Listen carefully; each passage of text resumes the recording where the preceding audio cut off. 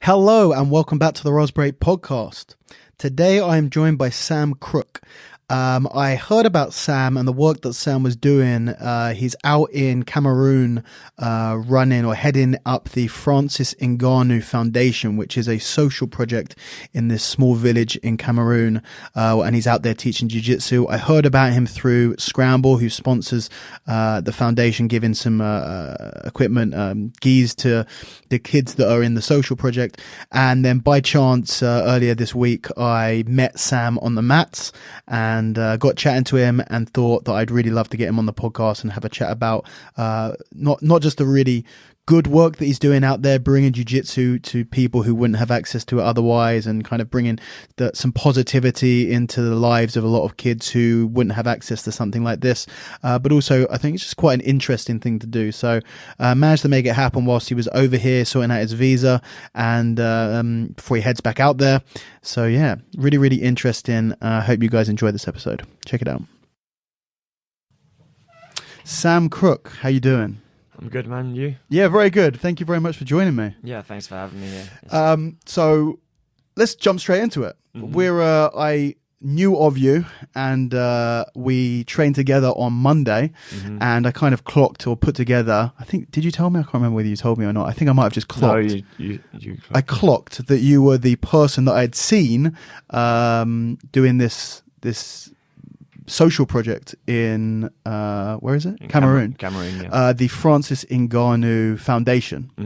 And I thought that's super interesting, and I'd love to take the opportunity to sit down and have a chat with you about it. So first things first, tell me what it is. Okay, so Francis Ngannou, for those who don't know, is a UFC at the moment #2 heavyweight contender for the belt. He had a title shot last year, I think, but looking to get another one soon. He's from a small village in Cameroon called Batier in the West region, and he, since making money with the UFC, he wanted to give back to his home village, his home community, and open up a social project there to help the kids learn jiu-jitsu, learn martial arts, give them an opportunity to, get involved in this sport, which was not an option beforehand. You know, in the village, it's like very remote, very rural. There's no club, no organization doing anything for the kids. So apart from like farm work and school, that's their life normally. Yeah. So he wanted to open up somewhere and give the kids a shot at getting involved in fighting. And how did you get involved with that? So I was actually studying for the last 3 years at university, studying physiotherapy. I was just coming to the end of my degree back in, I think, April. And one weekend, I was working as a referee with the Abu Dhabi Grand Slam in London. And I was sat eating my dinner afterward, looking through Instagram, just bored. I saw a post from Francis asking for volunteer MMA jiu-jitsu coaches to come out for 1 year, help at the project there. So I was like, sounds way better than, finishing uni and getting a job as a physio in the NHS. I was like, but who am I? I'm just some British guy that he's probably never heard of, or definitely never heard of. Sure. So I was like, I can send a message. Why not? There's nothing to lose. Yeah, 100%, I would love to do it. So sent a message on Instagram, sent an email, like pretty much saying the same thing, saying that I was interested in, who I was. And then maybe 3 or 4 days later, I got an email back from them saying, like asking me a few more questions, saying they were interested. And within a week, it was all agreed. They said, okay, we'll send you out to Cameroon. Wow, that's crazy. So yeah, it's a bit of it was completely unexpected, unplanned. I was supposed to be going to get a job as a newly qualified graduate. Sure, but this is definitely a more exciting option. When I saw that one, I was just thinking, I can't not send a message. Sure. I have to at least try to get involved, because I'll regret it if I don't. And that's like a great advertisement for, shoot your shot, right? Yeah, go for it.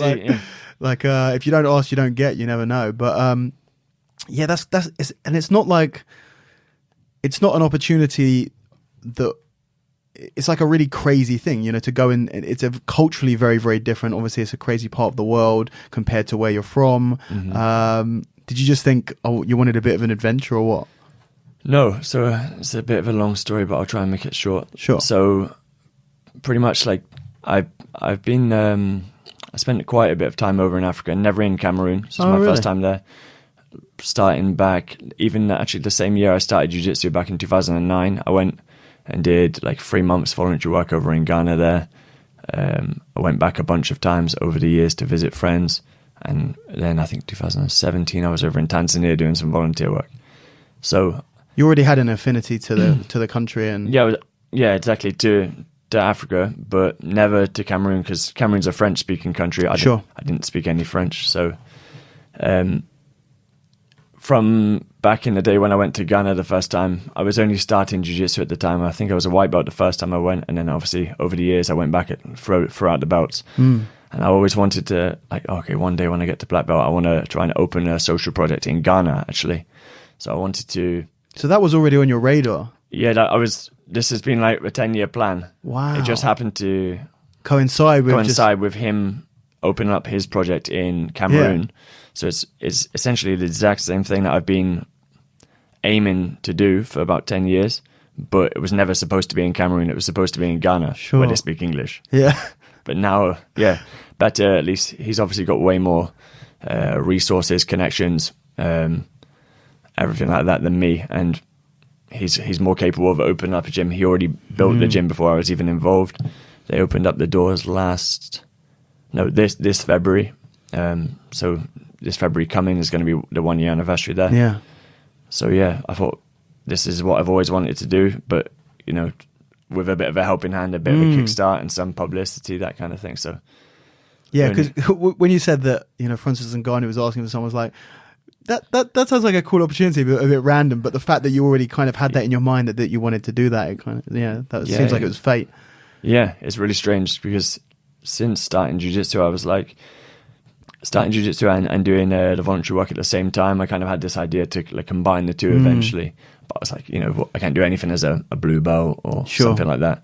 Better compete, get some experience competing, like, spend some time, get to black belt, and like try and gain enough knowledge to become a decent coach, enough to pass on to build a competition team, that kind of stuff. So it's kind of been on the back burner for 10 years now, but time flies, really. You know, it comes around, it's like, okay, the 10 years is done, now the plan's starting to happen. So is there much history of both martial arts, but specifically Brazilian Jiu-Jitsu in Cameroon or even in Africa? Because when you think of it, you don't really think of, is there any BJJ scene over there? No. So in Ghana, there's no Jiu-Jitsu there. I'm pretty sure right now there's still no jiu-jitsu, but when I was there last, there was there used to be a judo club, but that shut down a few years back, and they never had jiu-jitsu. They never had any jiu-jitsu coaches. And the same in Cameroon. They have judo, and they don't have jiu-jitsu. So it's definitely, I think there's one guy that I know in the capital who has a blue belt from somewhere, but I think that's like as good as it gets. Could you imagine that it would be locals who have gone elsewhere, trained, and then come back with the jiu-jitsu? Because generally, where people go to leverage their knowledge of jiu-jitsu, to coach jiu-jitsu, is going to be places with more money, not places with less money, like a lot of these places are going to have. Yeah, I'm sure there's many Cameroonians who train jiu-jitsu, but outside of Cameroon. Yeah. You know, ones that have left. Even we have a guy at Fight Zone from Cameroon who's, who left Cameroon. He's working abroad. I think he's in the US now, but he's obviously involved in jiu-jitsu. So, but in terms of people that are still in Cameroon, there's no one above a blue belt. But in Africa in general, MMA is getting bigger out there, right? So obviously you have Ngannou coming from Cameroon, then you have Adesanya and Kamaru Usman, both from Nigeria, I believe. And Nigeria's right next door to Cameroon. Yeah. So can you feel sort of the influence of those guys doing successful in the, becoming champions in the UFC, and is it having any effect in the sort of martial arts scene over there? Locally, no, because it's in a small village in the middle of like a mountainside. So even the people in the village, they don't know what MMA is, they don't know what jiu-jitsu is. So it's kind of starting from scratch, trying just trying to even inform them, you know, what we're trying to teach. When I'm talking to the parents of the kids, they're like, what is it you people are doing over there? You know, what do you want to take my son to this academy? Like, what for? Like, what's he get? Is he going to get money for this? Yeah.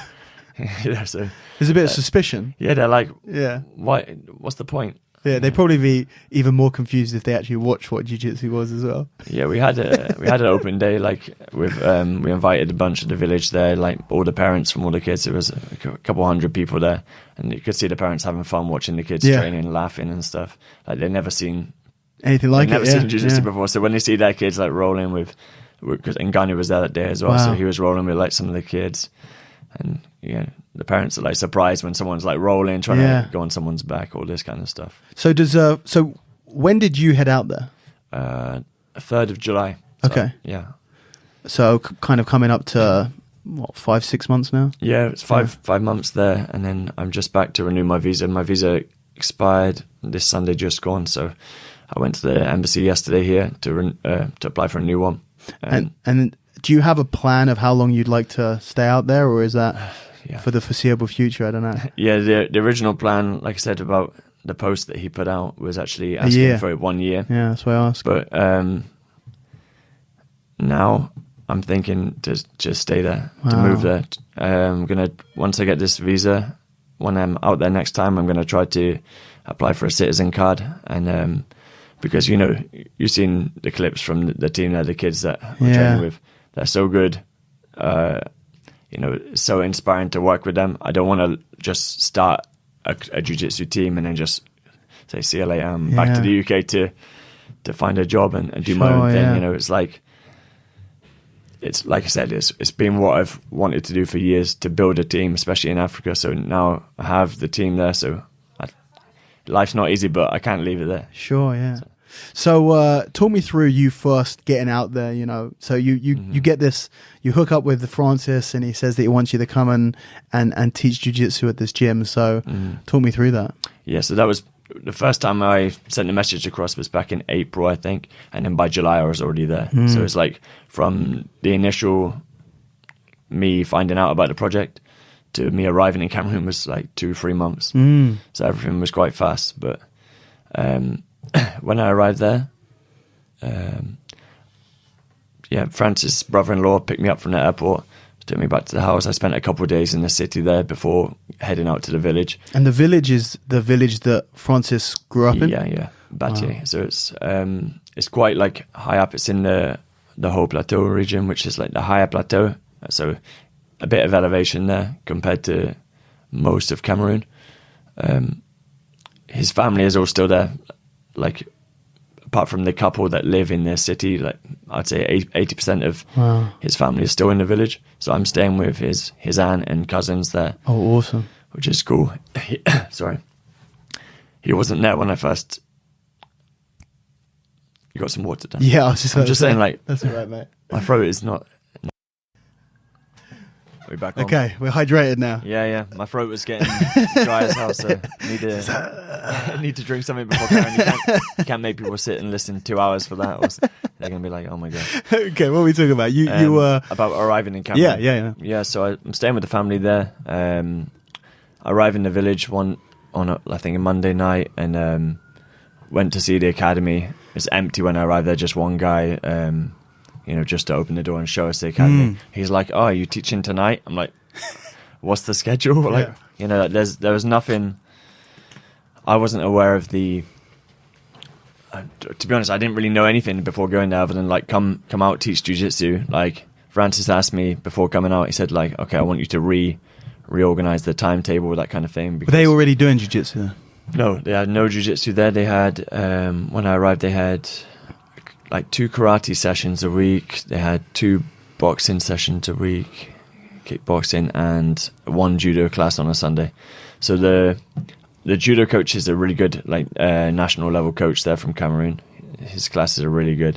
But the other guys are more like local guys from the nearby town, like just to kind of do something. Yeah, exactly. Just to have something there. The class is not really good quality. They're not good instructors. But Francis is currently looking for other coaches, MMA coaches, Thai boxing coaches, wrestling, all of that. So if anyone listening is interested in helping out, coming out to volunteer at the foundation, or if you know any MMA coaches, please just get in touch with either Francis directly, or the foundation online, or you can get in touch with me and I can forward on to him. Yeah. He's asked me to try and have a look out. Recruit. Yeah, keep an eye out for other coaches. So sure. The first day I went there, I said, there's no point in doing a class tonight because it's like half an hour notice who's going to come. So we just like made some lessons on the timetable, show up the next day. The first kids class, I think, had 4 kids there, and they just show up. I think they only even came because they're part of the family that I was staying with, so they just rocked up with me. So that was the first class, 4 kids. I think they enjoyed it. We played loads of games, like rolling around with the seatbelt, trying to stay on the back, like trying to buck them off, that kind of stuff. It was a bit difficult at first. I didn't speak any French in that region. They all just speak French there? Yeah, so in Cameroon it's bilingual, but like 80% of the country is speaking French, 20% is speaking English, but it's separated like into regions. So it's like the northwest, so you're in a French region, yeah. So the northwest and southwest, which is the border with Nigeria, is speaking English, but the rest of the country is francophone.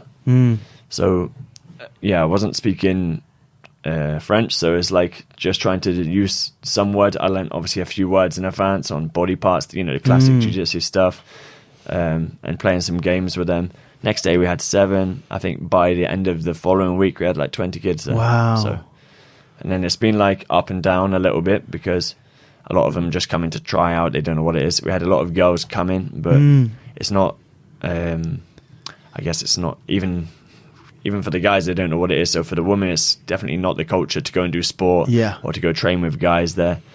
So the girls trying out, but maybe their parents are like, why are you going to play around with these boys? Stay at home, you have stuff to do here. So most of the girls are not coming at the moment. We still have one, but I'm sure things are going to pick back up again with the girls. Especially we've got another coach coming out to visit for a month, Leslie Smith, who's a fighter for Bellator. She's going to come out and do a month in January. So awesome. That'd be super cool to inspire some of the young girls, show the mums and dads in the village that women can also train with the guys. They can train jiu-jitsu, MMA. That'd be cool. But so the classes was a slow start. Going from not speaking French, not having another person there who knew jiu-jitsu. So when you're trying to show positions, everything like that, the other person kind of needs some sort of reaction. They need to have some understanding of what you're actually trying to do. Otherwise, they're just it doesn't come off weird right. or awkward body. Exactly. They're just like stiff or limp, one of the two. So it was a little bit difficult in the beginning, and no people there, no uniforms, nothing like that. So bit by bit, things is growing. After 5 months, now we have like about 30 kids that are coming regular. On any one session, there's normally something like 20, 25, but overall, maybe 30. They don't come every day. They have life is different there, right? So it's not so easy here. The parents, for a start, like you never see the parents of the kids unless you go to their house, because the kids walk to the gym. Many of them are living up to like 2 hours walk away from the gym. So, and they walk 2 hours, a 4-hour round trip. Yeah, exactly. Yeah. I guess that's just part. That sounds crazy to us, but that's just part of. That's just it's 2 hours to get places. That's one of the things that is like difficult to sustain like a decent amount of regular students, because the village is spread out over many. It's something like 20 kilometers side to side. Wow! So and it's like a roughly circle shape, so it's a big village, but with big distances between all the houses. It's not like a based around one town centre or something like that.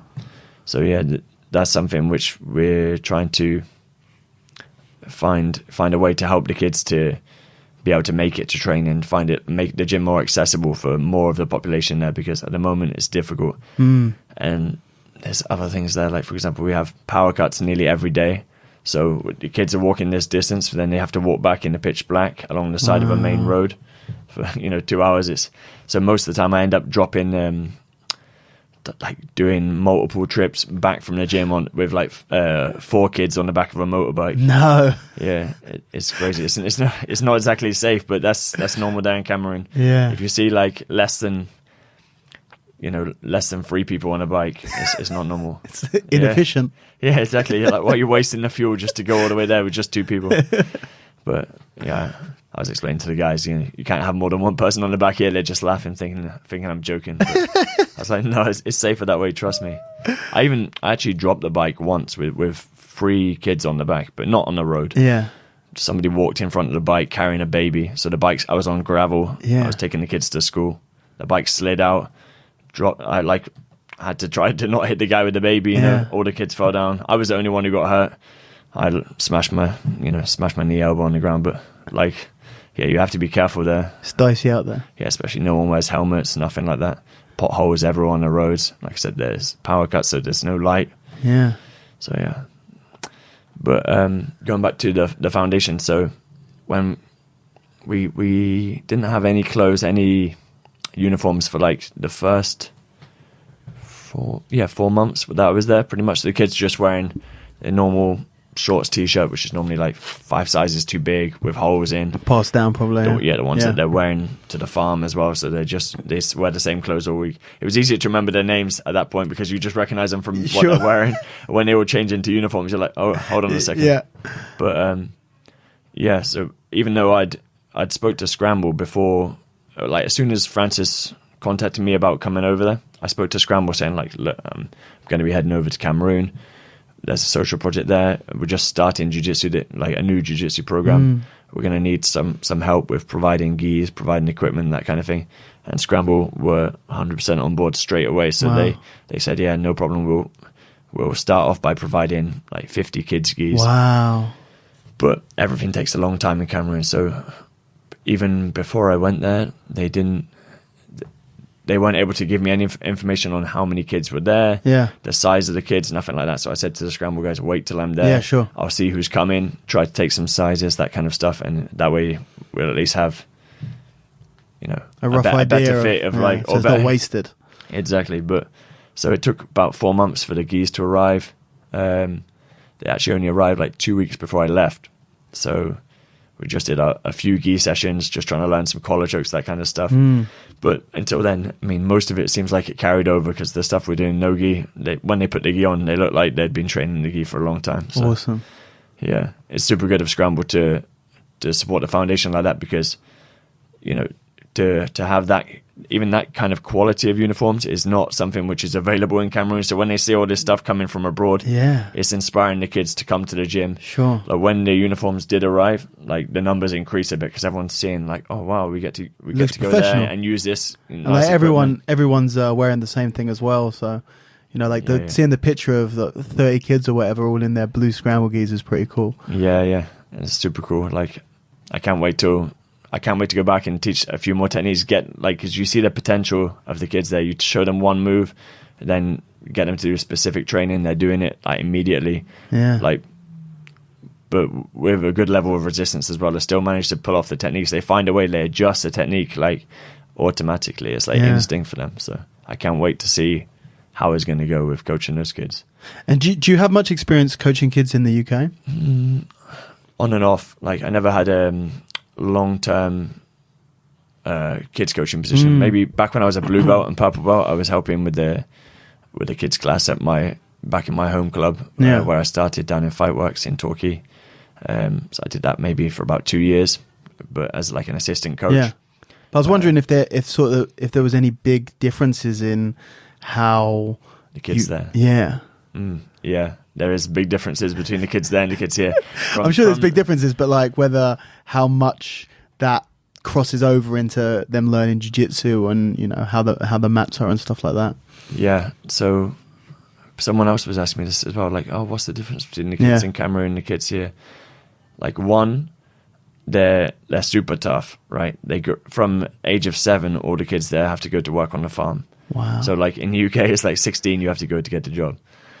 Not even. Normally 16, 18, something like that. Like for me, when I was 16, my dad said, okay, now you're old enough to go get a job, you've got to start paying rent, this kind of stuff. Although it's 7. There, yeah. So if you're 6, you're all good. But 7, get on the farm, start like, so the kids are doing hard manual labor from 7. So I assume like everyone has a farm, or Yeah, That's kind of how you survive. That's the how you make culture food. there, because it's in a rural area, so everyone has their own farmland, which is good in terms of eating fresh food nearly all the time. It's not the most varied diet, but at least everything is coming from the farm. There's nothing like what sort of stuff they eat? So like traditional African food, like a lot of rice and fried rice or rice with sauces. Like they have sauce al rashid, which is peanut sauce. They eat a lot of peanuts. A lot of, other than rice, it's like fufu, which is made with cassava flour, like boiled cassava flour. It's something like a giant dumpling that they eat with a sauce. So a lot of stuff's like starchy carbs, sauces, chili, not too many other things. Yeah, and then there's some like really traditional food, which is really hard to describe. Like, you just don't have anything like that. Yeah, like we don't even have the ingredients. Yeah. So they make it with like local vegetables and local leaves, but the food, there's a lot of oil and a lot of carbs, but it's tasty. But I didn't lose or gain any weight whilst there, so somehow it's interesting, keeping me at the same. Yeah, roughly. And do they have much protein? Like, do they have much livestock out there? Or? Yeah, they have, but it's a little bit expensive, so you don't see every family like using meat all the time. They have a lot of dried fish. So yeah, dry fish from the market. Meat, but they. You're not getting like cuts of meat. They use every part. They use the cow skin. They use everything. So, yeah. It's mainly like goat and stuff. Lots of beans. Yeah, they make something like puree. So they pound a plantain and black beans together to make it's almost like mashed potato, but with beans inside. Yeah. It's good. Goat. Yeah, they have goat, but I only had one. They have some bush meat as well. So, rat, like giant cane rat, is pretty common there. But again, you wouldn't think giant rat. How big are we talking? Like bigger than a cat. Whoa. Yeah, bigger than a cat. So, is there much like do you have much interaction with wildlife out there? There's not so much. No, I don't have any interaction with wildlife except like rats that they're catching. The giant rats. Yeah. But they kill like anything that moves, they'll just kill it and eat it. So it's like there's nothing left. One of my friends there was explaining how in his hometown, like there's no wildlife left. They already they hunted everything. Wow. The place is like the wildlife there is finished. Yeah. But you wouldn't think of rat as an expensive or like let's say an upper class option here. I guess that's a cultural thing for us as well, and that our rats are really urbanized. They carry a lot of diseases. They're quite small. Yeah.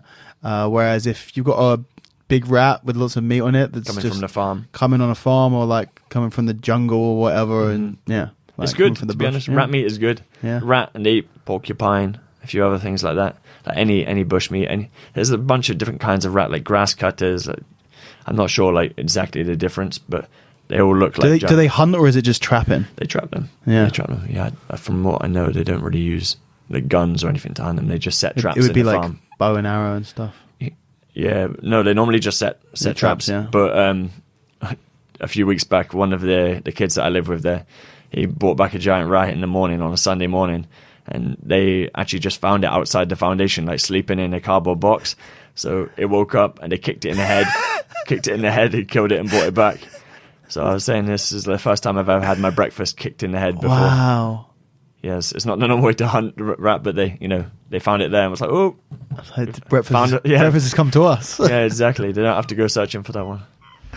So yeah, food wise, it's good. It was funny. Yesterday, I was when I went to apply for my visa, I asked the guys in the embassy, like, where can you buy eru, which is like a traditional, like one of the traditional dishes of the English-speaking region there, but they cook it everywhere because it's tasty. And the guys in the embassy were looking at me like, this white man wants to find eru here, like looking for Cameroonian food. They told me the place. I checked it out online, but the price is like, I think I can buy more than 20 times as much in Cameroon. So like, say it's £15 here, it's going to be 60p there. Yeah, for the same thing. So I said, I'll just wait till I go back. I don't need to spend £15 on one like this. So do you kind of, I guess 5 months being engrossed in that culture, eating the food, when you came back to the UK, did you just want to continue eating how you'd been eating before. Yeah, even yesterday I was cooking African food in the house. Yeah, because you get used to a certain way of eating. You know, I already liked African food. I guess you spent a lot of time there anyway. Yeah, but I mean, it's difficult to cook like a lot of the traditional stuff because we don't have all the ingredients. Yeah. But yeah, I like that kind of thing. I definitely miss vegetables there, but when you're in Cameroon, when I'm there, they have it like seasonal. It's super seasonal, so sometimes you have like a bunch of vegetables because they don't import stuff. It's the same for us. Like our vegetables would be seasonal if it wasn't, and fruit would be seasonal if it wasn't for the fact that we import everything. Yeah.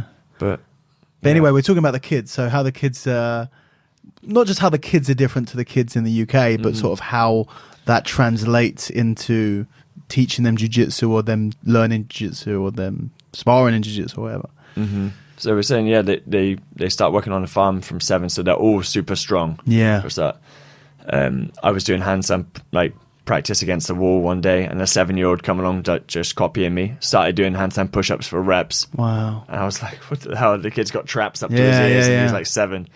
But so they're definitely a lot more physical. Yeah, physical and more aware of their body than a lot of UK kids or a lot of Western kids like US kids because they grow up, they don't have games consoles and things like that. They're literally outside all day, every day, apart from when they're in school. Yeah, they're probably much healthier than... Yeah, the kids are active. But also because they don't have any... Before the foundation there was no other clubs. There's no kind of sports or... Like here, you can put your kids in for music lessons. You can send them like tennis, swimming. There's so many options. Your kids can do whatever you fancy sending them for. There, it's the farm. Yeah, and the farm and school. So there's no other option. So when the foundation opened up, all the kids come in there. Everyone's like super eager to do something. So they're not really getting. It's not so hard to motivate the kids to train as it is because there's not. It is here. There's nothing else to do. Yeah, exactly. That's all they've got. That's the way they go to have fun. So they come to the academy to. Yeah, I guess also like there's no real. Well, I want to say there's no, but there's very few 7, 8, 9, 10-year-olds that are desperately wanting to go to jiu-jitsu practice. They're being brought there by their parents who want them to learn self-defense or do a sport or live vicariously through some of them for some of them. But whereas when you're saying in Cameroon, the parents aren't there, the parents aren't bringing them, these kids are wanting to go there themselves. There must be a really different vibe on the mat from that enthusiasm to be there compared to, and I'm not saying that there isn't enthusiasm to train in the Western world, but it's not universal as it sounds like it is in this foundation. Yeah, and the kids that we do have there are going to be the ones that have came on their own, did make their own way to training. So I'm sure it would be the same story as here. If the parents were bringing them, you'd have kids that don't really want to be there. But the ones that are there, they're not getting bored. They're walking there themselves. So, it filters them out. Yeah. So the kids, but saying that, they're still difficult like any young kids. We have like a big age range in the class. It's like the youngest one's like 7 up to 17. Okay, we started with having them split, but it's very difficult trying to get people to come for scheduled times there. They're not used to having like an institution run on time. So they all show up late. So we just combined everything and said like, okay, this is the time when you're all going to train. Like the big guy's going to train on one side of the mat. Sure. You just pair it with someone the same size as you. They're all beginners, so they're all learning from the same point. So why teach the same thing twice? We've got enough space there, so we just divide the sizes, and it's good like that. Yeah, because some of those 17-year-olds must be enormous.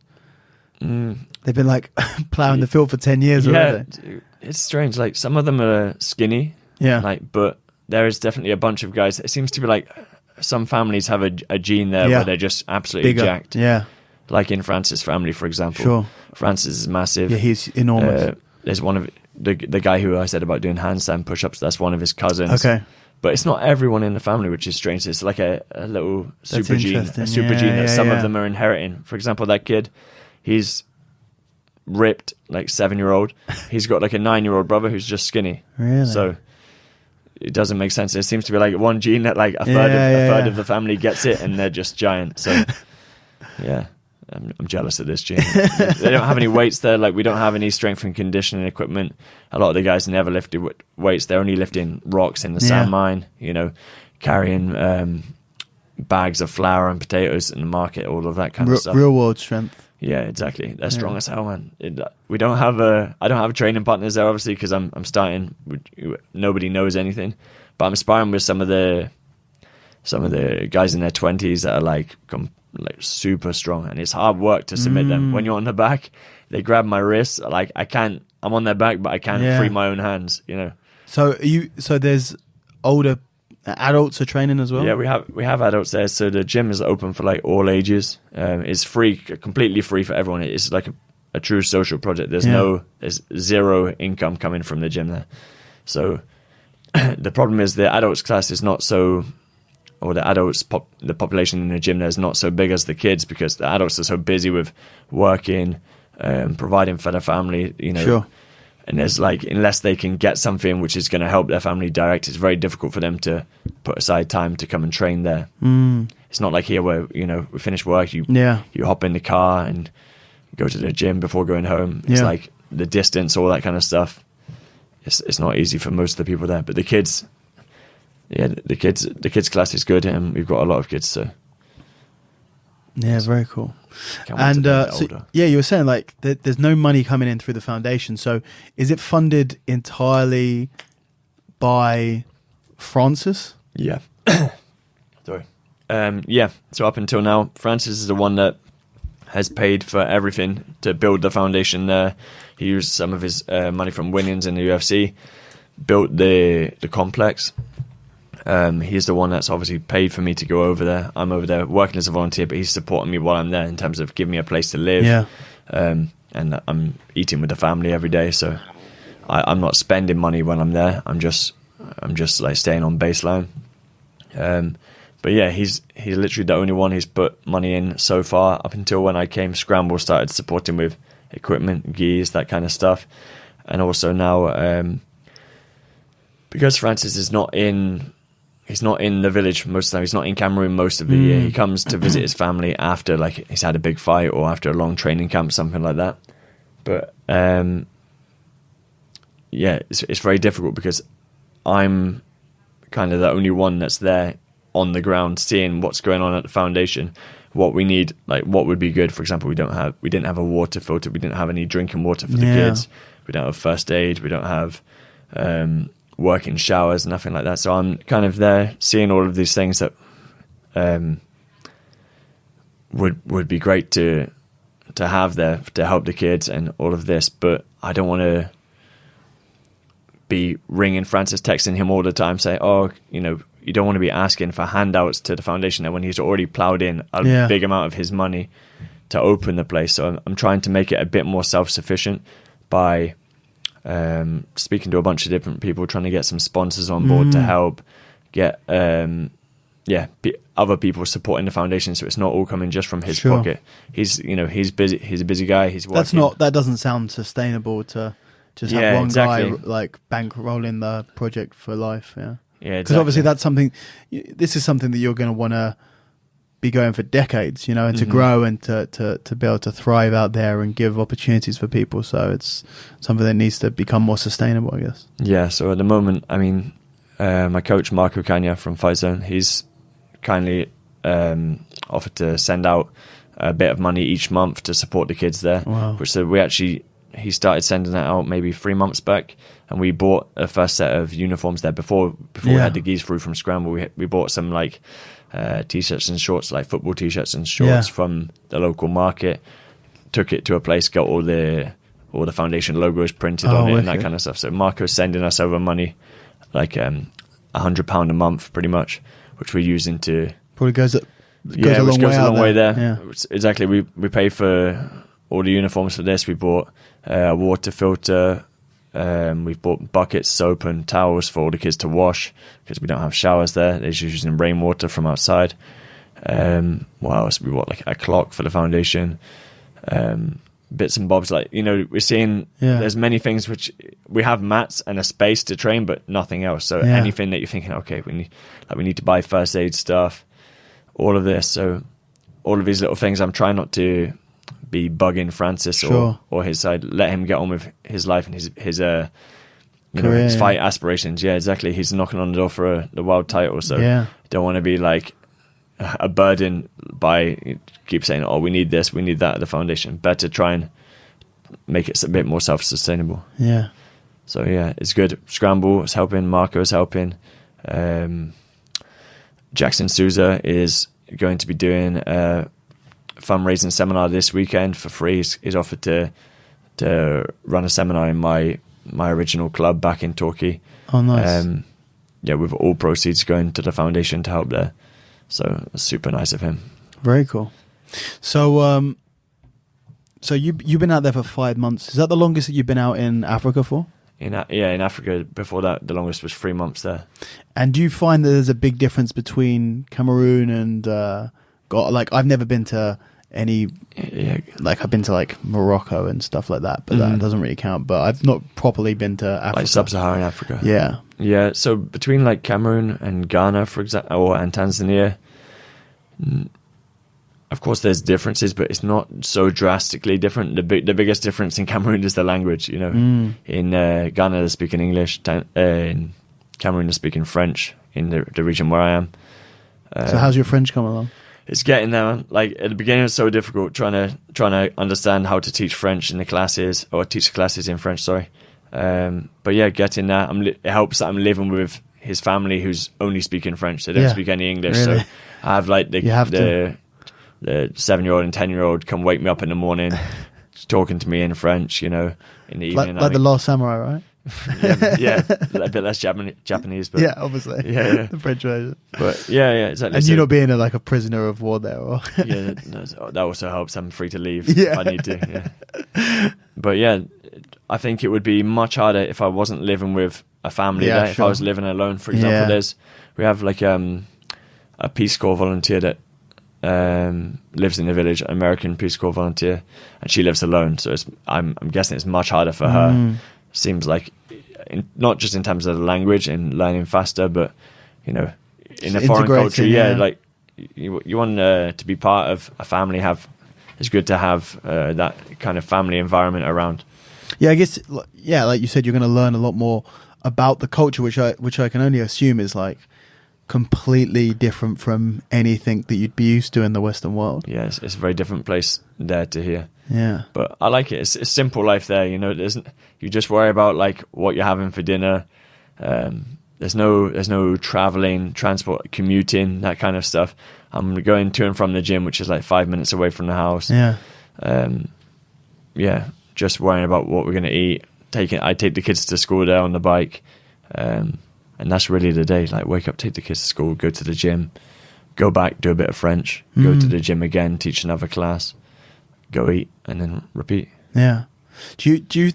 Because you already said that you're planning on moving out there permanently, essentially. I want to, yeah. And you've kind of cited that as wanting to just be able to commit to the foundation fully instead of teaching for a year and then pissing off. But do you actually like? Do you enjoy living there more than you enjoy the UK? Because you're kind of describing like it is a simpler way of life. Do you feel like a real connection that is actually probably how we should be living, opposed to all of the stresses of modern society?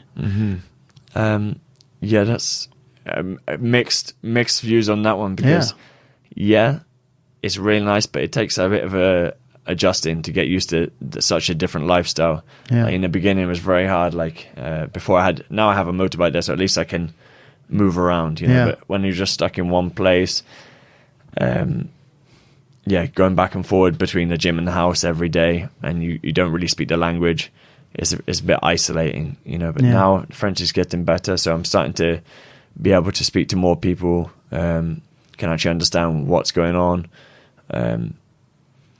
feel a bit more independent, whereas before I was very reliant on whoever I'm with, or like to buy anything from a shop, or like I can't go and find myself something to eat. But now that it's a bit more independent there, I like the lifestyle. It's not easy though, because like I said, we have power cuts every day. We don't have running water. We don't have Western style toilets. Really? No running water? No. So they collect rainfall? Yeah, we're using only rainwater For drinking water, they have some pumps installed around the village. There's like two pumps at different points in the village, so they just like hand pump it, fill up like a 20-litre container and lug those back to the house. Wow. So we just use that for drinking water, but it's not so clean. When we actually bought the filter for the foundation, we were running the same water that we were already drinking. We started putting it through the filter, and then the top layer, it's all brown, and then by the time it's coming through the filter, it's looking like bottled water. So we're thinking, we've been drinking this water all this whole time. But I haven't been sick from... Sure. I haven't been sick in general over there. The only thing which is a bit of an issue there is staph infections. Oh, really? Because the lack of general hygiene, running there. water. I think like we're washing with rainwater and a bar of soap from a bucket. So, and all the kids that come into their foundation from the farm most of the time, they normally wash their legs and feet before training. But of course, it's not. They wear the same clothes for maybe a week, something like that, because they don't have a spare laundry, change. They wash that one and put it back on again. So it's like with that combined with the large amount of mosquitoes there. So I was getting in the rainy season.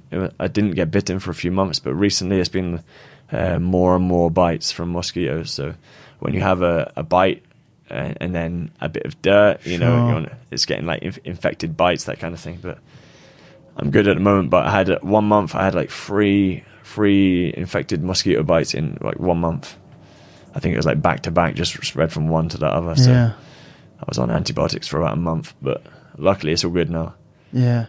Brutal. Yeah, so that's why we need like first aid kit, we need running water, we need all this kind of stuff, to make it sustainable, because you can deal with a few of these problems, but if it's like an ongoing thing, they obviously need a way to manage it, right? So it's like, is the foundation like one of the main things in the village now? Like you're talking about getting running water there, where a lot of the rest of the village doesn't have it. Is that kind of almost like has the potential to become like a regeneration hub in the area?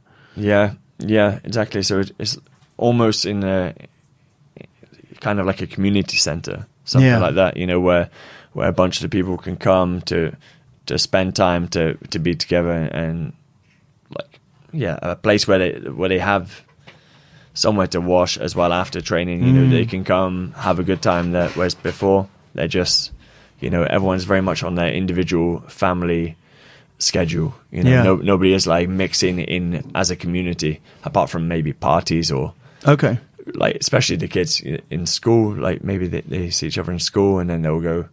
I guess you said that it's quite a spread out community. Exactly. It's so spread out, so you won't normally get like a large group of kids together in another place in the village. They'll be maybe meeting up with someone that lives nearby them.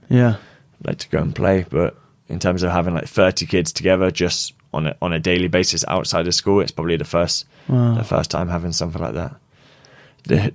It's difficult because of that. It's very difficult to get people to come on time.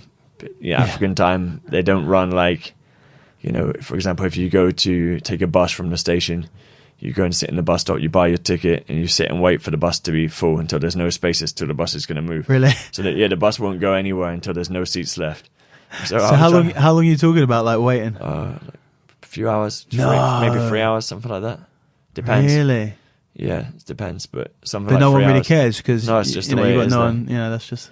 I tell them we have a timetable in UK. Like if you want to get a bus, you have to be there on the right minute. It's going to come to the minute. It's going to drop you off the time it says it's going to drop you off. And they look at me like I'm just talking craziness. But so we're trying to kind of get things running on time, because it's very difficult to run classes, with time slots. People showing up. Yeah. Like 3 hours. Do you run with time slots or? Yeah. Now we combine the classes, like I said, just to make it a little bit easier. So how long's the class? Hour and a half. Okay. It started off a bit longer it started off really loose because people were coming so late. Yeah. It was like I was letting people come in late just at the beginning, just so they could at least come and see and train a bit, see how it was. You don't want to turn them away just for being late straight at the beginning, especially when it's not their culture. But after a little while, it started to get a bit ridiculous with people. I'd be going back from the gym like half an hour after the class is finished, and I see guys on the way to the gym for the class. They're like, I was like, where are you going? Oh, we're going to train. I'm like, we finished half an hour ago. Like, you're 3 hours late. You know, they're like, oh, okay. We get many guys showing up at the end of class, like just bemused as to why you're closing the door. Like, so how would stuff work there? It just takes a lot longer to do anything, or? Yeah, like anytime you schedule something, like if there's a meeting or a party, they just like, let's say they have a family meeting, like to discuss some business in the family. They'll say like, oh, 1 o'clock, and everyone will turn up like 4 or 5 hours late. Yeah. So they say 1 o'clock is like, basically you have a start time, but not really a finish time. No, the start time is like, it's just some 3 made or up 4, stuff. okay. Nobody actually expects the thing to start at that time. So they see that 1 o'clock on the schedule, they're going to say, that just means you can come any time after this time. Yeah, exactly. Maybe start thinking about leaving, maybe like 3 o'clock, something like that. So, you know, trying to run a class in the beginning was crazy like that. But now we've started to try and make it a bit stricter, make kids respect the class time, and tell them if we've got like a 15-minute window. So if they're 15 minutes late, you know, they have to stay outside and watch the class or something like this. Unless it's like a really irregular kid that has a good excuse as to why they're not there. But if some new guy just strolling in like 45 minutes late, they can sit and watch the last part of the class. Sure.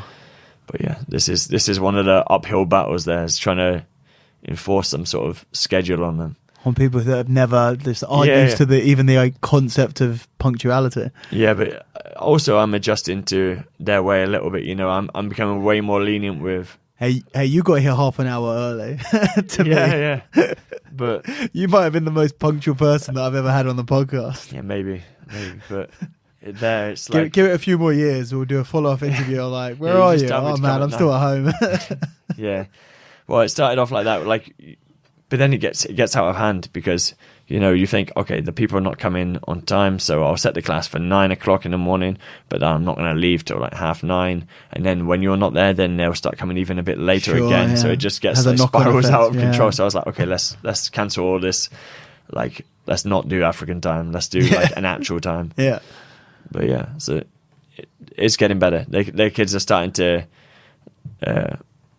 understand that we're trying to keep to a schedule now. Yeah, which is cool. And is there anything else, like culturally or just in out there, that has shocked you or surprised you? Yeah. So one, what you're saying, this kind of ties back into saying how the kids are different from UK kids.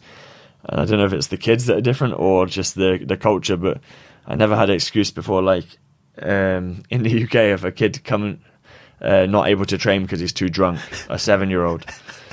So this is actually one of the kids that I'm living with there. Cause there's 7 kids in the house where I live. Okay. The youngest one, who's 7, the prince, he is.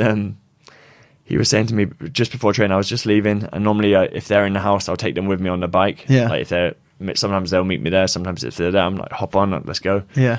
And he's like, oh, Sam, look, I've got some red wine. I've got some red wine. I was like, oh, okay, cool. Like thinking it was a sachet that he had. I thought it was an empty one. He was just playing around. Yeah. So he hopped on the back of my bike. We got to the academy, opened the door. He went inside. It was an empty one. No. Oh. It was by the time we got there. Okay.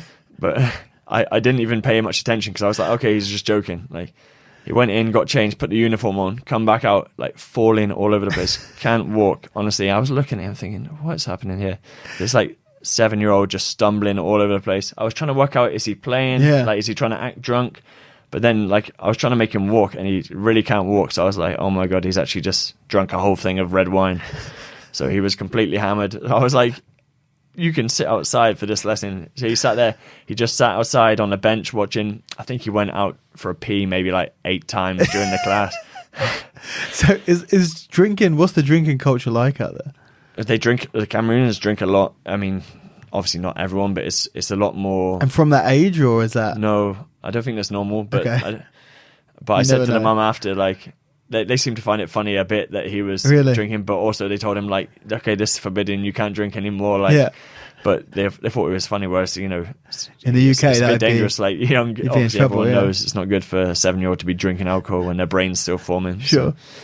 So, but even when we went back to the house after that class, like, so he's like, sobering up a little bit, he found another thing of red wine and he opened it, and I was like, whoa, what are you doing here? Give me that one. Like, I went to tell his mum, like, this boy's drinking red wine there, it's not good for him. And she's like, okay, you hear what Sam said, it's forbidden now. Yeah. Like, only because I said it's forbidden. Like, if I didn't say anything, maybe they're just going to let him drink it. So, wow. But yeah, that's never been an issue in the UK. I don't think social services would allow that here. I'm sure it will be somewhere. But yeah, on a slightly darker note as well, like in terms of people coming to training. So recently we had some students there from that have come from the Anglophone region, the English-speaking region, where there's some conflict there at the moment. So there's I'm not too up on all the politics over there and exactly the situation, but there's what they call the Anglophone crisis, or the Ambazonia War, which is between the English-speaking region and the French government. The government of the country is pretty much all French, but you have 20% of the population roughly that is English-speaking, and they don't feel like they're represented by the government, that kind of stuff. So if they go to court, they're going to be tried in French. If they're not happy with the way they're supposed to teach in school, I don't know if it's too biased towards the French language speakers, sure, that kind of thing. So since 2016, all the lawyers and teachers in the English-speaking region went on strike. So since then, there's been a massive conflict between that region and the French government, and there's been like lots of killing on both sides. The government is like having a clamp down on all the guys in that region. And lots of people are fleeing the English-speaking region because it's too dangerous there. People are getting killed. So I had one guy, Harry, who's a 17-year-old kid from there. He's not speaking French. He just came to the village maybe 2 months ago now. His mum fled from the... Yeah. He fled from Bamenda, which is the biggest nearby town in that region. And he was... So his mum was already here with his 3 younger brothers, but his dad was in Bamenda in the war with his older brothers.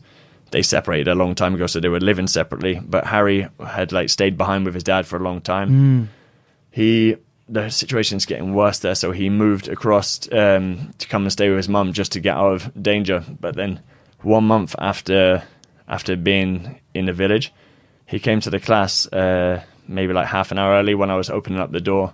He said, "Oh, sorry I couldn't come yesterday, but they shot 2 of my brothers in the head." Jeez. So, like when he told me like this, I was speechless. Yeah. It goes from, you're trying to set an academy, trying to make things, give opportunities to the kids there, but then when you realize this is the kind of obstacles that they're facing to come to the gym, like they can't come because they're killing half the family there in the other town. Wow.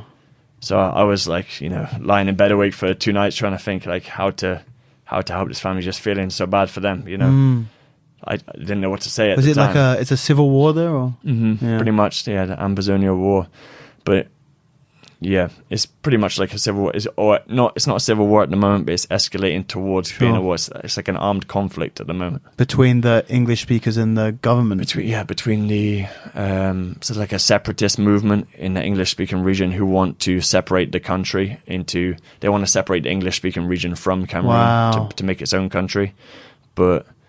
that sounds like bad news. The government is refusing to allow them to separate because there's too many... apparently there's too many mineral resources in that area. They don't want to, let go of that whole region and lose the money from Cameroon. So they're forcing them to stay part of Cameroon. Anyone who's suspected of being involved with anyone in the separatist movement, they're just killing them. So the government. Yeah, the government troops just invading that in all the towns in that region, just shooting people. But then the separatist guys are fighting back as well. So they're also, they're not exactly innocent at the moment. It's things going on both sides. Like I saw one the same day that Harry told me this about his brothers. I saw one of the dads in one of the bars on the way back from the gym when I was going home from training, and he showed me a video on his phone. The English-speaking separatist guys like decapitating some female military woman in the village who was posted there, dragging her through the street naked with like after cutting her head off. So crazy stuff happening there, and it seems to be escalating, getting a bit worse. The town's like 3 hours away from where I'm living, but doesn't sound like it's that far. It's not so far, but at least that's even where the place that I am is where the people were coming to flee from the war, so it's safe there at the moment, but so there's no danger to me there, but there's no way I can travel, for example, to Bamenda or some town like that. It's too dangerous there.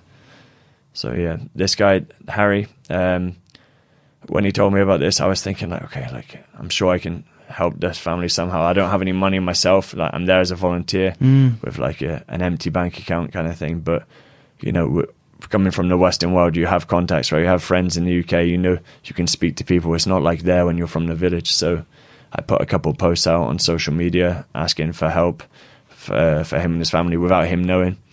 And I think within a week or so, I managed to get like £1,000 together for his family. He's staying with him, his 3 younger brothers, and his mum was sleeping in one bed in the back of a shop, which is just separated with a curtain. So they're sleeping like that. They have a gas cylinder in the same room. So they're trying to sell some paracetamol in the front of the house, like in their shop, which is like a pharmacy. When I say pharmacy, they're selling a couple boxes of medicine, Yeah. And sleeping in the back with the 5 people in one bed out of a gas cylinder. So hopefully that money is going to help them a little bit. I helped them move out of the house the other day into a new place, trying to get some lights put in. So it was like an old abandoned house they moved into. So they had to get the electrician to put some new cables in, new light bulbs, all of that kind of stuff. But they don't even have beds. So at least the money they can use to buy some beds, they have to pay the kids' school fees. You said earlier about everyone in the village having a farm. That's the way that most of the families support themselves there. But because they fled from the war, they're refugees there. They don't have a farm. Yeah. They don't have any land like that. So it's hard for them to make any money. So at least that money now is like give them a little kickstart to do something, to get them somewhere to live. But yeah, so it's not easy. But something I wanted to sidetrack onto. Oh, okay, yeah. So the house I actually helped them move into. It's the culture in the Western region where I am, in the French-speaking region. I don't know if they always do it, but they sometimes bury people inside the house. Okay. Yeah. So when they're dead, I assume. I would hope so. Yeah, I didn't ask about that, but I just assumed they're already dead. But they bury them like under. Yeah, because in the house is like mostly like mud bricks and things like that. Sure. So the floor is mud inside the house. Soft, like not soft, but it's not like you can dig it up. up. Yeah, exactly. So they bury deceased family members in the house. So. But that's only the culture in this specific region where I'm staying. So in the Anglophone region where the refugee family came from, that's not their culture. Okay. So they moved into this new house. What a strange and the other culture they have. Yeah, it's strange, definitely. But when I was moving in, I said like, oh, what's this on the floor? There's some like flowers there in the corner. They said, like they buried someone there, like in the house. I was thinking, okay, that's unusual. They said like, yeah, we can never do this in our region. It's not our culture to do this. Yeah. But here in this like Francophone region, they bury people. Is that there. just in the region that you're living in, or in other French-speaking regions? I'm sure it's in other parts of Cameroon, but it's not in the part that they came from. Yeah. So it's not their culture. Now they're living in a place with bodies buried inside the house, feeling super uncomfortable. And I was actually watching like a zombie movie with the kids on that night. So when I left them after helping them move into the place, I said, okay, kids, have a good night. Like. I'm out. Make sure you stay clear of all the zombies. And they're looking at me like, But yeah, the kids are so funny. Especially that family. There's 4 boys. They're all only speaking English. And when the older one, Harry, told me, they buried someone in this house. The younger brother, who's 9, he said like, you even though they buried a small child in my bedroom. No. So, and the older one is like, what? So they're just going to leave them there? Yeah, they can't dig them up. it's even worse, right? Like you have it just excavating. Guess, yeah. No, better to leave them there. It's an old abandoned house. Just cover it over with something. It's an interesting culture, but for the people there, it's normal. But so, is there much sort of religion or beliefs? Do they follow much of that? They're mostly Christian. Really? Yeah. Definitely that family is, and most of the families that I know they have Muslim guys, but seems. I just wonder whether the burying burying people in your house is some sort of, I don't know, some sort of belief system or religion or ritual or something like that. Yeah, so that's like the tradition, I guess. Like they have like their regional traditions, and their, like, for example, the tribe in that area is, I think it's pronounced Bamileke, which is one of the biggest tribes in Cameroon. So it's like the area that you're in. Yeah. The Bamileke is like maybe, I'm not sure if the burying people inside is a Bamileke tradition or what, but they have all of their kind of own culture, and it's kind of mixed with the religion. They adopt like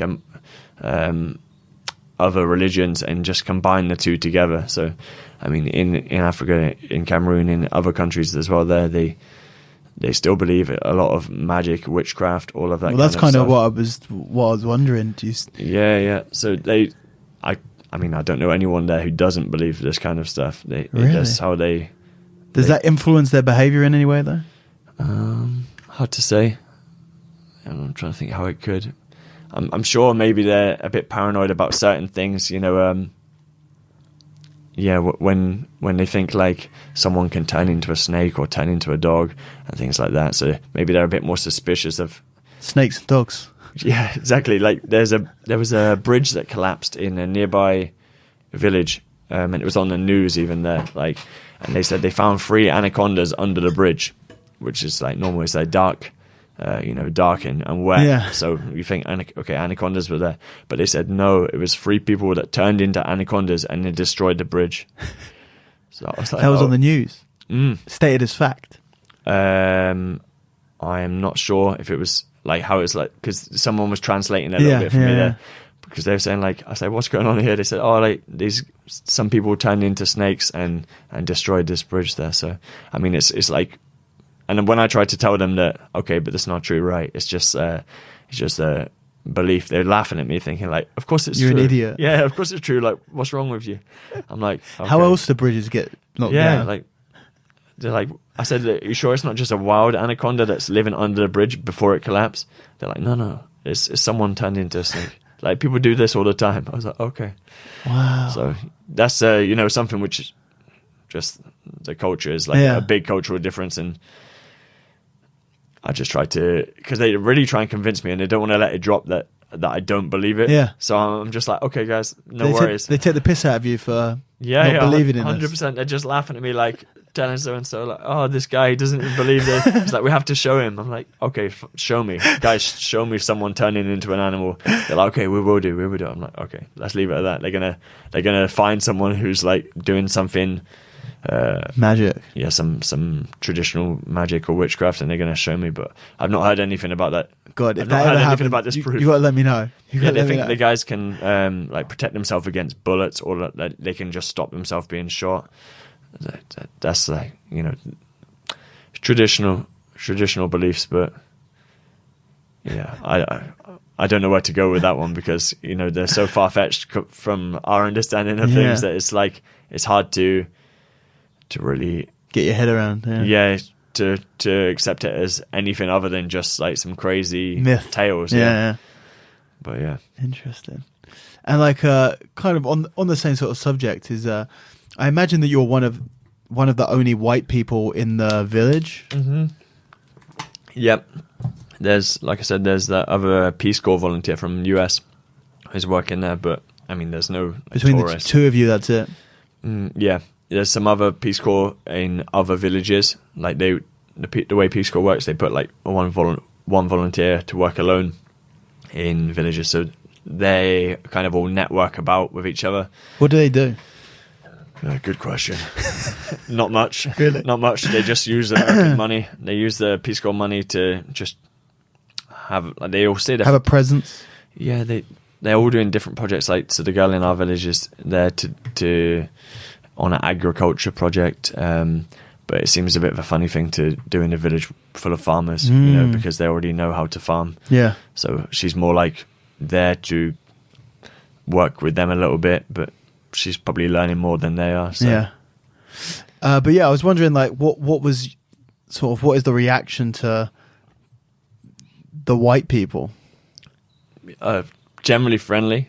You get a couple of like, because it must be quite weird to, I remember, like, I've gone out to Barbados and stuff, and like you walk around and like not in the touristy areas, but like went to school there, like I'm the only white person there. It's like it feels quite weird in a way.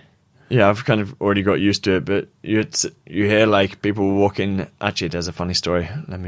So normally when you're walking around, you always get someone shouting, "Oh, LeBlanc, like the white man." Yeah. And it's fine. Normally it's like, it's friendly, but some guys, they'll just shout something over just to kind of provoke you a little bit. Like, I know, or for example, they'll only speak to me in their native dialect, like in the patois there. Yeah. They speak French, but they also speak their tribal language. Sure. And they obviously know that I don't speak some tribal language. So that when they speak to me only in this one, it's more like, kind of like, they know I can't understand them, but it's not very common. So sometimes you see guys like just trying to cause a little bit of trouble. Not too much in the village. It's more like if I go to another town. In the village, it's super friendly. But is that because they know you there, or yeah, or they're just friendlier there? Yeah, they're more friendly, and it's more like a community rather than in a big city where they just have people passing through and stuff, and they feel like disconnected from. They can say something to someone. Same here really. If you're from a small, it's more like a community vibe in the village. But yeah, when I was in the capital, I was coming out of a supermarket to get. You have to leave your baggage outside before you can go in, something like this. So I was picking up my bag, and guy walked up behind me. "Oh, LeBlanc." I was like, "Oh, Lenoir." Like, so I'm saying like, "Oh," he's saying, "Oh, white man." I said, "Oh, hey, black man." Yeah. How's it going? And he got so offended and said, like, he dropped his stuff. Was like, "Oh, you can't say this. You can't say this. How can you say, oh, black man?" I said, like, you come and shout at me like, "Oh, white man." Yeah. I was like, "What's the difference?" Yeah. He said, "I'm not black. I'm brown." I was like, Am I really white? Am I not pink? Yeah. And then when I said like this, the guy started laughing. So like he realized kind of the irony, like, he's not black, of course, I'm not white, of course, but I'm just playing with him, if they want to shout stuff at me, like, yeah, it's funny. Even older people were around like laughing as well. But it's just that one guy, it's funny his reaction, how he like, he didn't expect me to maybe even respond. So, but my friends were like crying with laughter there. So it's a funny guy. Obviously, I didn't mean anything in any kind of a racist way, I'm there working. The population is nearly entirely black, and I have obviously no racial bias whatsoever. Otherwise, I wouldn't be there. Yeah, of course. So for me, it was just a joke, but the guy got offended. It was funny. He's just kind of trying to mirror it up at his. Yeah. I was like, you're saying this to me, like, how does it feel for you? Like, but for me, I don't mind. Most of the time, people shouting LeBlanc, it's like just more like a foreigner, Yeah, like a they're not used to. Yeah, they're not used. Exactly the same thing in Brazil. So they're not used to having foreigners around. But it's cool. We when I told my friends about this, the ones who weren't there, they said, "Oh, you need to take a GoPro with you, and you need to go through the market, and you need to start saying this like every time someone says to you." I was like, so now when I'm walking through the market, I'm like, I don't have a camera, I can't say. But this is the local guys that are telling me this, not my UK friends. Yeah, sure. So it's accepted by those guys there. They think it's funny. But, yeah. No, it's really interesting. But you were kind of saying before that now you're back for a little bit. The training's. You're not used to the hard training, which I guess is one of the big things that you sacrifice. Because for those who don't know, like you're a black belt, but you're also like a pretty prolific competitor. You've won a lot of stuff when you were competing. You've almost given up that side of your jiu-jitsu. Now your jiu-jitsu is it's very selfless. There's no training for you whatsoever anymore. You've sacrificed that to be able to go and train these other people. Yeah, so I mean, I've been competing I didn't compete right from the beginning when I started jiu-jitsu, but since I was a blue belt, so maybe like 7 years, something like that now. Yeah, and obviously when going out there to change from Fight Zone in East London, where we have, you know, tons of black belts on the mat, tons of high-level guys. We have Jackson Souza, we have Marco, we have many other black belts, Rafa, one of the other coaches there. So the training there is super good, and even the color belts, we have world champion kids from the kids team that Marco's got going there. So there's every role there is tough, and go from that to the village where nobody even knows what jiu-jitsu is. So I'm only rolling with brand new white belts. Like 5 months is the longest that anyone would have been training. Yeah. So it's very different, but the guys are strong as hell. So it's kind of a challenge in a different way. Like, it's not so much like counter fighting. Like, it's a bit hard. Like, they don't have a good guard or anything like that yet, but it's really hard to submit them. And and they put a lot of pressure. Like, if they're trying to pass, they'll do like a throw bypass or something like that with like all their strength, you know. So you're trying to make a good frame, and you still have to have good technique to stop those guys beating you. But of course, you miss certain things like timing with lots of counters and reacting to different moves and guards. But it's been a bit of a bit interesting coming back and jumping straight back into like 2-a-day training with Jackson and the other guys there. But it's good. I'm feeling okay, not too bad, but getting tired fast, that's the biggest thing. The cardio. Because you're moving so much faster with guys that know jiu-jitsu. You have more time to think when you're with white belts. You know, you're dealing with their power, but you can see like 5 steps ahead of them. You know, they don't have like the knowledge of the game to be able to anticipate everything you're doing, so you can kind of chill and you're not getting too tired. Yeah. But yeah, it's good. It's good to be back and sharpen up like technique and timing again before heading back out there. Yeah. So even though I want to stay there, it would be good if I could come back like at least once a year, but ideally twice a year would be ideal, you know, to come back. Keep yourself sharp, yeah. Yeah, exactly. Yeah, until you give it like 5 or 6 years and you've got some homegrown purple and brown belts out there. Yeah, 100%. It's going to be amazing once the team is, you know, when the same kids that are started with me now, if they stick to the training and they keep coming, when they start learning technique, it's going to be amazing. It's going to be amazing to have the first champion from Cameroon, like get some sponsors involved to help support some of the kids there in a couple of years, to bring them over, like maybe to the UK, to US, compete in kids Pan Ams, something like that. And you'll see like some kid from a village in Cameroon standing on top of the podium. Very cool. You know, I can't wait to tell the parents of this kid like that their son has won like a world championship. Yeah. You know, they're going to be like, this boy here, like pointing at this one who's working on the farm, he's gone there and won like a world champion. They're like, it's you know, too far-fetched an idea for them. Like, it's a very foreign concept. Yeah, like someone from their family is going to go and become a champion abroad. Like, that must have what it was like for Francis's family. Yeah, Francis has got a crazy story. So they actually just did, while I was there, they had a BBC journalist, Zach Brophy, come over, he made a radio documentary, and you can see on the BBC website there's a 30-minute radio documentary about Francis and his story. It's really good. And they spoke to some of the kids in the foundation, and it's talking a little bit about the project there as well. Yeah. But mostly it's about Francis and his story. And there's also like a 2-minute like short video clip about it. So his story is crazy. He left there. He left Cameroon alone. How old was he? Good question. I think it was 2013 when he left, and he's 33 now, so maybe mid-20s, let's say. He left there and spent 14 months traveling from Africa to Europe, like just kind of hitchhiking his way there. Really? Traveled by sea, overland, no flights. So he'd never fought, he'd never done any martial arts or anything at this point? He just wanted to, he knew that he wanted to box. As far as I know, he knew that he wanted to box. So he left the country to try and find some way to become a boxer. Yeah.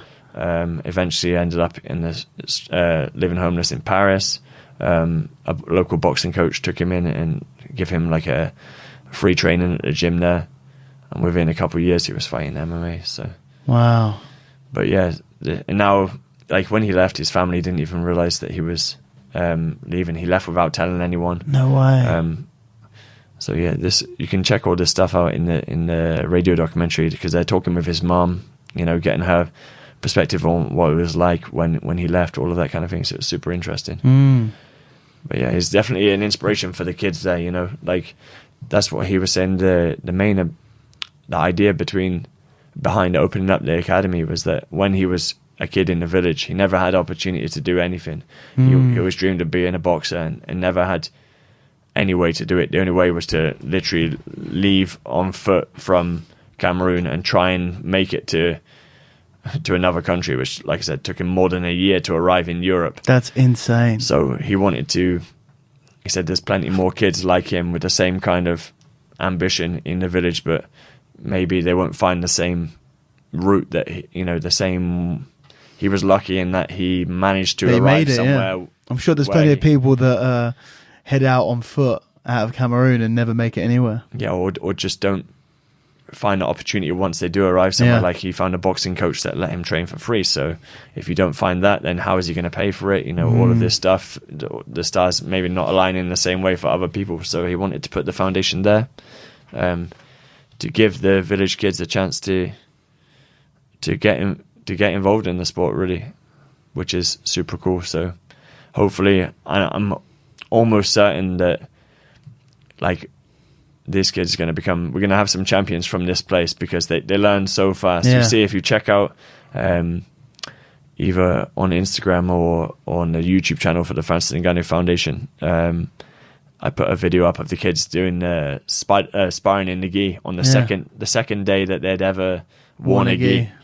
I taught them one sweep, and okay, let's do specific training. We're going to start with grips, and then you're just going to go and the kids are sweeping each other all over the place, like passing the guard, and it looks like they've been training months in the gi, but they're moving their hips so well, everything like this. So I can't wait to get back out, teach some, just gradually build on, try and give them build up a game for them, and just see where it goes. Really, it's, jiu-jitsu is a slow process, right? But especially when they don't have anything to watch. Like, kids here, you can go home and watch on their laptop or something and watch some jiu-jitsu fights. There's no real technology out there, full stop, is there?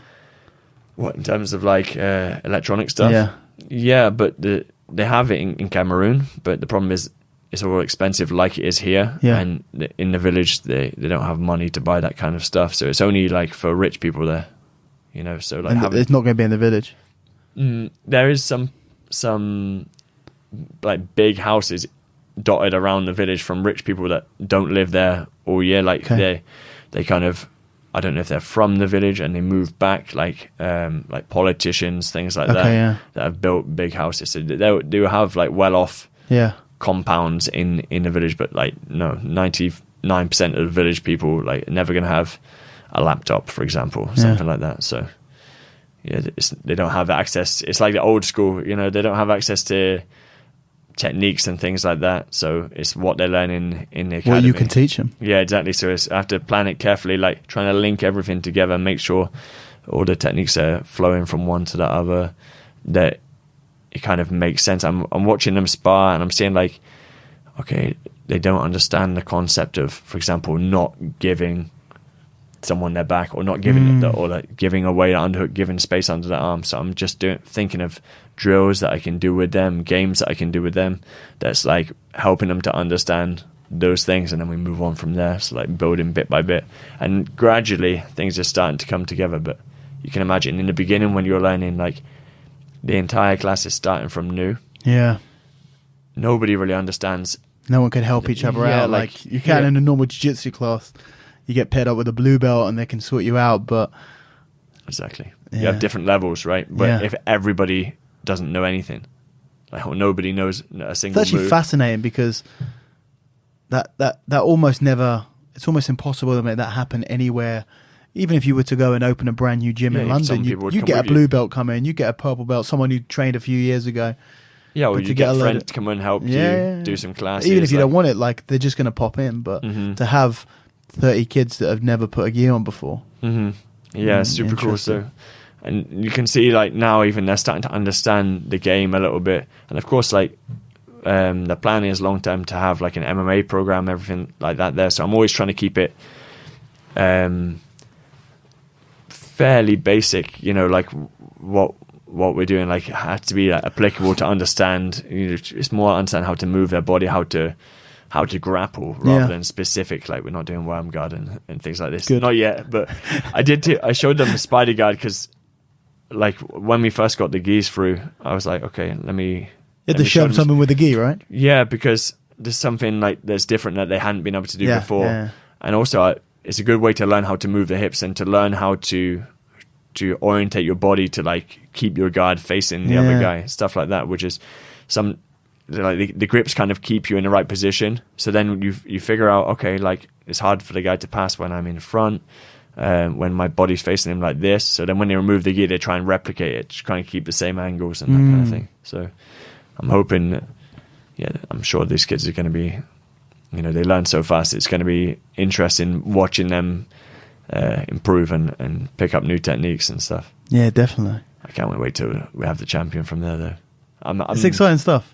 We have a couple guys. I mean, everybody there is good. Like they're all athletic and like more aware of their body, like we were saying. Yeah. But there's a couple, maybe You already got your eye on the there's world 3 champion. or 4 that are like The talented ones. ultra concentrated, focused. Yeah, like we have nicknames for most of the kids there as well. So one kid, the Putimato, is the little hammer. He's like a really small guy, but he's always beating all the bigger guys, like doing crazy techniques that like I've not shown them, and he does it like instinct, Making it up, you know. So guys like that can definitely become a champion, but the only obstacle is whether they can keep coming to the gym or not, you know. It's whether something comes up, they've got to work on this or... Yeah, but I mean, I've got things down the pipeline, plans. I want to try to get a grant or a sponsor to eventually maybe even get a school bus. Wow, so they could pick them up from school just do like a school bus for the foundation. Okay, yeah. So it'd be like a jiu-jitsu school bus, so we can like do a little round of the village, kind of collect 4 the kids o'clock, and because it's 2 hours away walking, but it's going to be 15 minutes driving. So that would be amazing. But that's something down the line, you know, when we get more. You get more kids in on the back of a bike. Yeah, definitely. I'm doing like normally.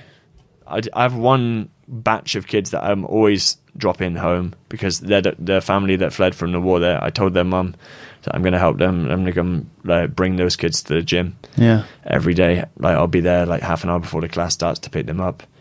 So I'm always bringing them, but sometimes then there's a bunch of other kids who live so far. They've come to the gym and the power's cut out. So I'm like, I can't just make them walk back like along the road. So I end up doing like multiple trips back and forward with the bike. But that's not all the time. That's like normally when we have a power cut or something. Yeah, which apparently is every day. So it was all the time just before I left, because I don't know why, but it's not like year round they have these power cuts, but it seems to be for like 2 weeks before I left, they were cutting the power every single day at the same time. So it was like How long for?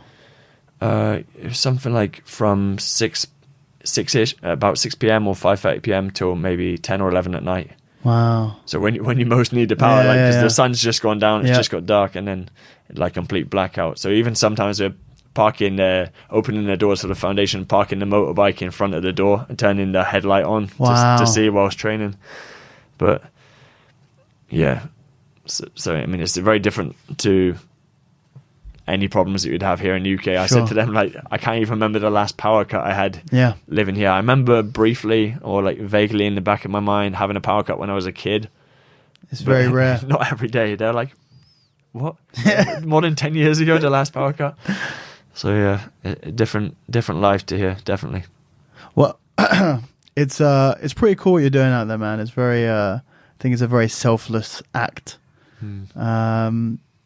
Man, we'll call on that. Where can people follow yourself and also follow the foundation?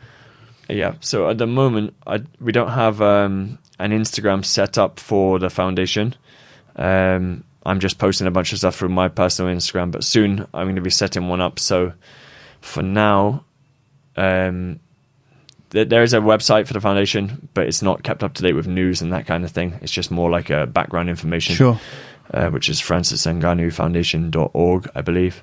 But then in terms of my Instagram is at Sam Michael Crook, so you can, it's all one word.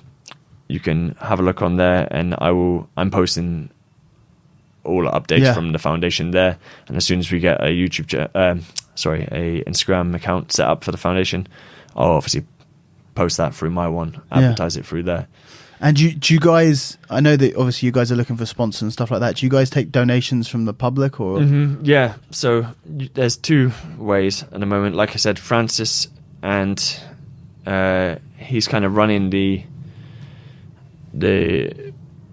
he's living in the US, working from the US with his manager over there. So they have an official, I think there's an official way you can donate to the project overall through the website there. But also, I'm the only one who's on the ground kind of working with the kids there. Like, I'm going to open the door, do the class, and I'll lock up afterwards. And there's no one else who works there. So things like the uniforms, seeing water, like we need water, we need to put some solar panels so that we can actually we can keep teaching rather than teaching in a pitch black every night. All of that kind of stuff. I'm trying to raise money that I can kind of pay for things that I see we need without having to bug Francis. So have a little PayPal, which I originally set up to help that family from the war there. Yeah. But yeah, now I'm using the same link. Just the general to collect some funds for the work, for things that we need there. And that's on your Instagram? Yeah, I think there's a link on my Instagram bio. Yeah, bio, exactly. But it's also paypal.me/helpingharry. Okay. So that's the name of the boy that we were trying to raise money for there. Yeah. But we're using the same one. So anyone who wants to donate, please either just contact me on Instagram or, like I said, paypal.me/helpingharry. You can donate there or through the foundation website. The first thing we're looking to really get sorted is the solar panels, because the electricity cutting is a big problem. Yeah. And then after that, we need to look at getting some water connected to the gym so the kids can shower after training, especially with all these skin infections and this kind of stuff. And then, many things after that. We need also first aid kit. Yeah. We need, for bigger things like the idea for a school bus, it's going to have to be a sponsor who's coming on board to support that. But yeah, any help is appreciated. Any coaches out there that are interested in coming out to help, specifically MMA, Thai boxing, wrestling coaches, the doors are open for you guys, and I'm sure it will be no problem for us to find somewhere for them to stay. So it's all we need is someone to show interest and just show to be willing to help, and we can arrange everything else from there. Awesome, man.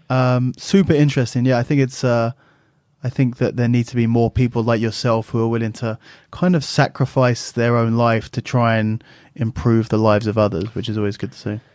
Yeah, it's definitely. I mean, we do need more people to come and help. That would be cool. But I don't really see it like sacrificing anything for me. Like, of course, I've sacrificed the competitive jiu-jitsu a bit, but in terms of like my life, it's not like my life is bad there. No, not that, but you've really taken yourself out of a country that is easy to live in. Mm-hmm. Yeah, it's different. You would have an easier life, even though it might be a simpler life, but it's not an easy life. And you've gone to somewhere where you're not making money. You're there as a volunteer with the simple goal of kind of improving the lives of others. Mm. So even if you're really humble, I don't give a shit.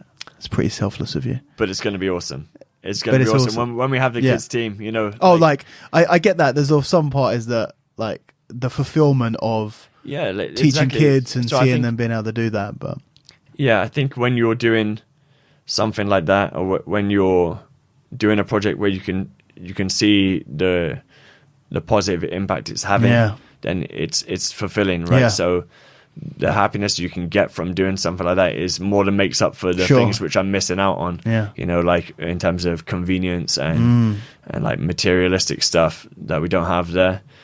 The project is so rewarding when I see the kids, you know, picking up these techniques so fast, learning, like having fun, playing with each other, like making a big family, jiu-jitsu family there. So that's very cool. Yeah. Awesome, man. Been very, very good to chat with you, and hopefully I get that. I'm following you now, and I'm going to continue following everything that you're doing out there, and might even try and get out there myself one day. That'd be awesome. Yeah, definitely. I think anyone else that wants to come out and visit the foundation, come and train with us, train with the kids there, just send me a message. I'll try and organise for somewhere for you guys to stay. More than welcome. If you speak French, even better. Even better. Come and help me out a little bit. I'm struggling there, but awesome, man. Nice one, brother. Great chatting to you. Okay, yeah, thanks for having me. No, my pleasure. That is it, guys. I hope you enjoyed that episode. If you want to find out more, if you want to follow what Sam is doing and what's going on at the Francis Ngannou Foundation, you can check out their website, which is francisngannoufoundation.org. You can also follow Sam on Instagram, which is Sam Michael Crook. If you're interested in donating towards the project, then as Sam said, you can get in touch with him directly, with Francis or with the foundation. And if you know anyone, or if you are someone who can teach wrestling, MMA, or anything like that, and you're interested in going out there and getting involved, then shoot him a message, because you never know, something amazing might happen. As always, if you want to get in contact with me or the podcast, you can follow me on Instagram or Twitter at raspberry_ape. You can also follow the podcast on Instagram, which is at raspberry ape podcast. You can check me out on YouTube, where this video of this podcast and many other videos, mainly podcasts and some other videos, at youtube.com/raspberry ape. Facebook, Raspberry Ape, raspberryape.com, email me, podcast@raspberryape.com. That's pretty much everything. That's all, guys, and I will catch you next time. Take it easy.